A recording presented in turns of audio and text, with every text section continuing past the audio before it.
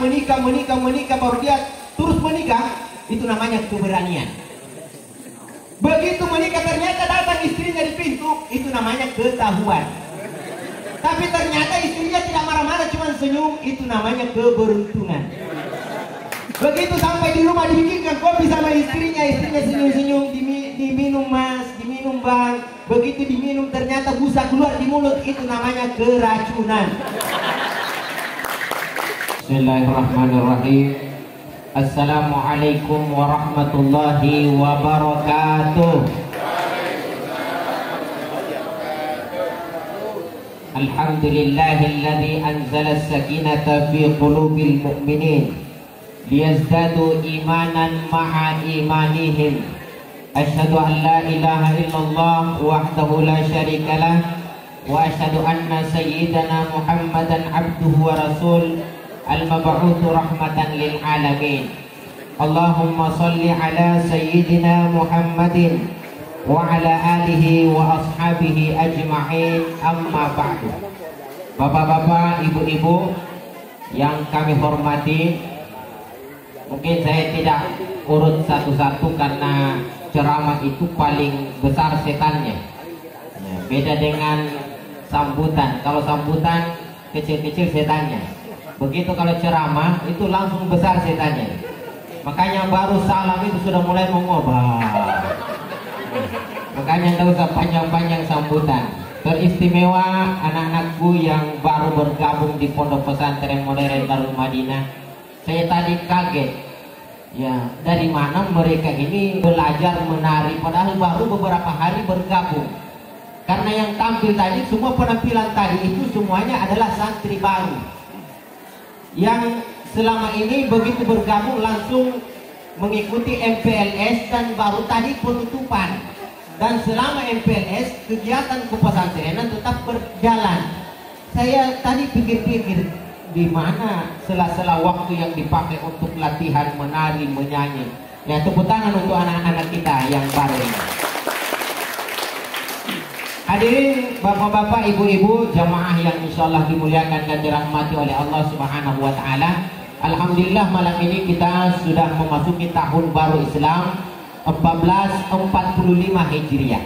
Jadi kalau penanggalan kalender Masehi itu pergantian tahun itu tepat pada jam 12 malam.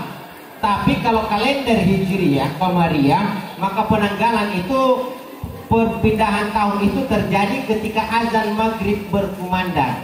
Jadi begitu azan maghrib berkumandang, maka berarti sudah terjadi perpindahan tahun dari tahun 1444 Hijriah pindah beralih ke 1445 Hijriah. Jadi itu ditandai dengan azan maghrib. Nah, kenapa dikatakan tahun baru Hijriah? Karena penanggalan awal tahun baru Hijriah itu diambil dari peristiwa hijrahnya Nabi kita Muhammad sallallahu alaihi wasallam. Jadi banyak sahabat yang mengusulkan, ada yang menginginkan mengusulkan agar supaya tahun baru Islam itu dimulai dari tahun lahirnya Nabi. Ada yang di tahun wafatnya, ada yang mengusulkan di tahun pertama turunnya wahyu. Tetapi berkat usulan dari Utsman bin Affan dan Ali bin Abi Thalib yang waktu itu kepemimpinan dipimpin oleh Umar bin Khattab, maka disepakatilah bahwa tahun baru Islam dimulai dari peristiwa hijrahnya Nabi kita Muhammad sallallahu alaihi wasallam. Supaya apa? Supaya ada momen untuk berhijrah. Yang diharapkan dengan semangat hijrah ini ada orientasi untuk berubah. Dari yang sebelumnya tidak baik menjadi baik, yang sebelumnya baik menjadi jauh lebih baik. Karena orang beruntung bukanlah orang yang kemarin, yang hari ini sama dengan kemarin, hari ini sama dengan besok. Tetapi orang beruntung adalah yang hari ini lebih baik daripada hari kemarin, dan hari esok lebih baik daripada hari ini. Nah, bagaimana untuk agar supaya kita ini bisa berorientasi menjadi lebih baik, hari ini lebih baik daripada hari kemarin, besok lebih baik dari hari ini? Kuncinya cuma satu, Bapak Ibu. Apa itu? Perbaiki hati kita. Ketika ada orang yang rusak kalimat-kalimatnya, perkataan yang menyakiti orang itu, yang rusak itu bukan lisannya, tetapi yang rusak adalah hatinya. Ketika ada orang yang tangannya masih suka menjaili orang, yang rusak bukan tangannya, tetapi yang rusak adalah hatinya. Inna fil jasadi mudghah, in saluhat saluhat jasadu kulluh. Sesungguhnya dalam diri manusia itu ada titik sentral, yang jikalau itu rusak maka rusak semuanya. Maka yang harus diperbaiki itu bukan ucapan, bukan tangan, tetapi yang diperbaiki adalah hati kita. Mungkin Bapak Ibu pernah menyetir mobil. Kalau menyetir mobil di jalan raya itu, yang menyetir, yang menggoyangkan setir, yang pegang setir itu tangan. Yang menginjak rem gas itu kaki. Yang melihat jalanan lurus bengkok itu mata. Yang berpikir menalar ini otak. Begitu dapat tikungan yang ditulis di situ, hati-hati. Bukan mata-mata, bukan kaki-kaki. Kenapa? Karena semua itu dikontrol oleh hati. Masuk kita di bandara, tiba-tiba ada kebakaran, ada kehebohan. Maka apa pengumumannya? Perhatian. Tidak ada pendengaran. Yang ada perhatian. Karena sumber dari semua aktivitas kita, kalau hati bagus, maka semua akan menjadi bagus. Inna fil jasadi mudghah, in saluhat jasadu kulluh. Kalau hati baik, maka akan baik semuanya. Tetapi jikalau rusak, maka akan rusak semuanya. Makanya yang harus diobati itu hati. Nah, bagaimana mengobati hati? Jadi Bapak Ibu kalau mau mengobati hati harus ditahu dulu ya titik permasalahannya. Jadi kadang kita itu mau mengobati, tetapi tidak tahu yang mana mau diobati. Mungkin Bapak Ibu pernah dengar cerita ada seorang pasien datang ke dokter. Ini ibu-ibu. Ya begitu dia datang ke dokter, ya dia berkata ke dokternya, "Dok, saya ini punya penyakit dok, tetapi saya malu mengungkapkannya." Kata dokternya, "Kenapa malu?" "Ya malu dok, karena penyakit saya itu agak aneh." Coba ibu sebutkan. Jadi ini dokternya cuma senyum-senyum. Coba ibu, tidak apa-apa ungkapkan. Apa katanya sebenarnya, "Dok, saya itu punya penyakit suka kentut-kentut. Tetapi jujur dok, kentut saya itu tidak ada bunyi. Bahkan kalau boleh jujur dok, dari tadi sampai sekarang," ini dokternya cuma senyum-senyum, "dari tadi sampai sekarang itu saya sudah 3 kali kentut di depannya dokter. Mungkin dokter tidak dengar karena memang tidak ada bunyi dan tidak ada baunya dok." Maka dokternya cuma senyum-senyum, langsung menulis resep, "Ibu, ini obatnya, diminum." Begitu 1 minggu kemudian datang pasiennya, "Dok, obat apa yang dokter berikan ke saya?" Kata dokternya, "Kenapa ibu?" "Kenapa kentut saya jadi keringaran. Sebelumnya tidak kedengaran, jadi keringaran. Dan sebelumnya tidak bau, kenapa bau? Habis minum obatnya." Ini dokternya senyum-senyum. Ternyata yang bermasalah bukan perutnya, yang bermasalah pendengarannya. Jadi bukan kentutnya tidak ada suara, hanya saja dia tidak dengar. Dari 3 kali kentut itu dokter sudah dengar. Kemudian dia kira tidak berbau, ternyata berbau. Jadi yang dikasih, jadi dokter kasih saya obat apa? Katanya obat THT. Jadi kadang kita itu kalau mau mengobati itu harus tahu di mana penyakitnya. Makanya Bapak Ibu yang dirahmati oleh Allah Subhanahu wa taala, kalau kita mau mengobati hati kita, yang pertama adalah perbanyak tafakkur, memikirkan diri kita ini.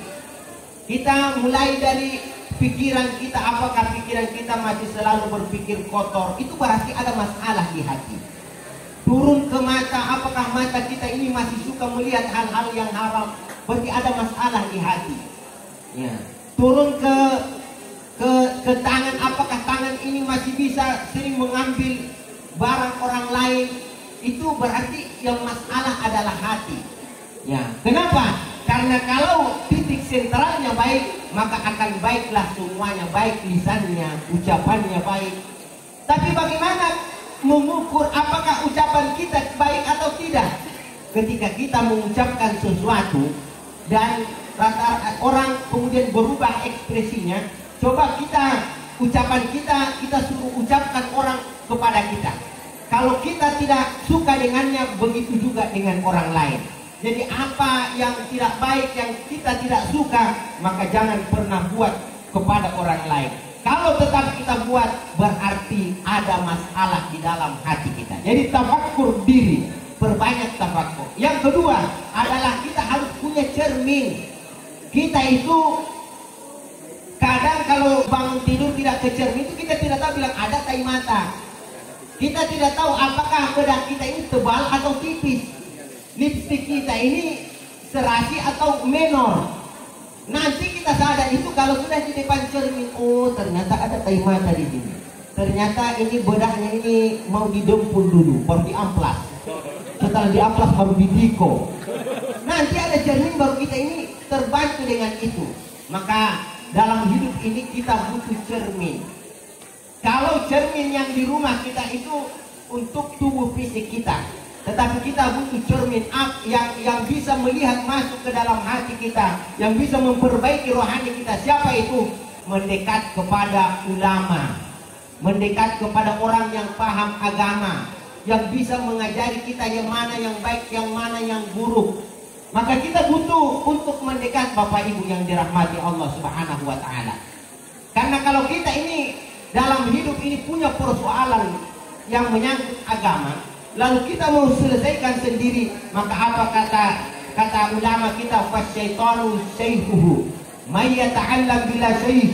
Barang siapa yang belajarnya hanya di YouTube, barang siapa yang belajar agamanya hanya baca buku, bila syaih, tidak ada orang yang bisa dia ajak untuk berkomunikasi yang orang itu paham agama, maka 99, ada dua kalimat ini. Yang pertama, 99,99% kemungkinan besar dia akan sesat. Dikatakan juga fasyaitanu syaihuhu, maka setan adalah syekhnya. Ya, Bapak Ibu yang dirahmati oleh Allah. Nah, mungkin ibu-ibu ada yang bertanya, Ustaz, kira-kira kalau suami kami itu suka cerita, suka berbicara, mau menikah, kira-kira itu ada penyakit hati atau tidak? Itu sebenarnya tidak ada penyakit hati. Bukan, tidak ada hubungannya. Kenapa? Karena itu persoalan yang bukan maksiat di sisi Allah. Tapi hati-hati bapak-bapak yang dirahmati Allah. Karena ada sebuah ungkapan begini. Kalau ada suami yang suka cerita menikah, baru dia terus menikah, itu namanya keberanian. Begitu menikah ternyata datang istrinya di pintu, itu namanya ketahuan. Tapi ternyata istrinya tidak marah-marah, cuma senyum, itu namanya keberuntungan. Begitu sampai di rumah dibikinkan kopi sama istrinya senyum-senyum, diminum mas, diminum bang. Begitu diminum ternyata busa keluar di mulut, itu namanya keracunan. Maka hati-hati Bapak yang dirahmati Allah Subhanahu wa Ta'ala. Jadi kemudian yang berikutnya, kita juga perlu ya menggunakan orang yang musuh kita untuk mengenal diri kita. Jadi kita itu kadang susah mengenali diri kita dari sahabat kita. Ini kalau sahabat-sahabat kita, begitu kita habis pakai bedak, ibu-ibu, kalau habis pakai bedak bagaimana? Wih, bagus. Ya. Padahal sebenarnya menor. Cuman sahabat itu kadang tidak mau menyakiti, menyinggung kita. Dia kalau jujur, sakit hati temannya. Maka dia tidak mau jujur. Yang bisa jujur itu bencinya itu. Makanya kita manfaatkan orang yang membenci kita. Jadi yang kata ulama itu, sebenarnya orang yang membenci itu adalah salah satu karunia Allah untuk kita. Karena dengan mereka kita bisa kenal diri kita yang sebenarnya. Jadi orang yang membenci kita itu kadang tidak tidur satu malam, itu dia pikirkan apa kekurangannya kita. Kita sendiri tidak pernah pikir-pikir apa kekurangan kita, dia pikir malah tidak bisa tidur. Maka kita harusnya berterima kasih Bapak Ibu. Kalau ada orang yang kamu begitu, alhamdulillah, terima kasih telah memberitahu saya. Dan memang kalau kita suka tafakur diri, kalau ada orang yang cerita kita jelek, sebenarnya kita tidak perlu marah. Kalau orang suka memikirkan dirinya, kenapa? Karena sebenarnya yang dia temukan itu hanya sebahagian kecil. Sebenarnya kekurangan kita jauh lebih banyak daripada yang disebutkan oleh musuh kita itu. Makanya tidak perlu marah. Ya. Kenapa? Karena yang dia ucapkan cuma sedikit, sebenarnya banyak. Maka kita perlu banyak untuk bertafakur. Dan kata ulama kita, kalau kita mau mengenal diri kita, mau memperbaiki hati, yang seterusnya adalah bagaimana mentafakuri orang lain. Karena orang itu macam-macam. Ada orang kita jumpa senyum, ada orang tidak senyum. Jangan paksa, jangan marah-marah, karena ada karakter yang berbeda Bapak Ibu. Ada orang yang gampang diajak bicara, ada orang yang pendiam. Bukan berarti dia tidak suka terhadap kita, memang karakternya seperti itu. Jadi kita itu harus husnuzon. Yang pembina kita saja ada yang begitu ketemu langsung senyum, ada yang ketemu tidak senyum. Ibu-ibu jangan marah, jangan suzon. Oh, pembina Darul Madinah ini sombong-sombong. Bukan sombong, memang karakter demikian. Tinggal kita itu bagaimana belajar dari mereka, dari sosial kita ini, dari masyarakat. Oh, nanti saya kalau mau orang senang terhadap saya, bergaul dengan saya, maka saya tidak boleh judes seperti ini. Kenapa saya tidak suka bergaul dengannya? Karena mungkin dia cerewet, dia jahil, akhirnya kita tidak suka berteman dengannya. Nanti kita bisa belajar. Oh, nanti kalau begitu saya tidak mau jahil, agar supaya orang tidak menjauh dari saya. Jadi kita juga perlu belajar dari orang lain, Bapak Ibu yang dirahmati oleh Allah Subhanahu wa Ta'ala. Jadi yang harus kita perbaiki adalah hati kita. Insoluhat jasadu kullu. Kalau hati baik, maka akan baik semuanya. Wa nurallahi la yuhda li'asi. Cahaya Allah tidak akan masuk ke dalam hati yang tidak bersih. Artinya apa? Artinya bahwa kalau hati baik, maka cahaya Allah, nur Allah, ilmu Allah akan mudah masuk ke dalam hati kita. Kenapa kita ini sakit telinga dengar ceramah? Karena hati bermasalah. Kalau hati baik, maka akan mudah nasihat-nasihat untuk kita cerna. Kita ini kenapa ngantuk ketika dengar ceramah? Karena ada penyakit di dalam hati kita. Ya, apa yang menyebabkan penyakit itu? Maksiat yang kita lakukan. Dan maksiat, ulama kita sering menyampaikan bahwa maksiat itu akan senantiasa mengundang keburukan,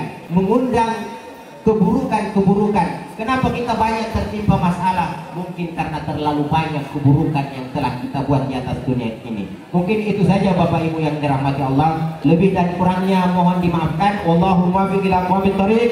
Wassalamualaikum warahmatullahi wabarakatuh.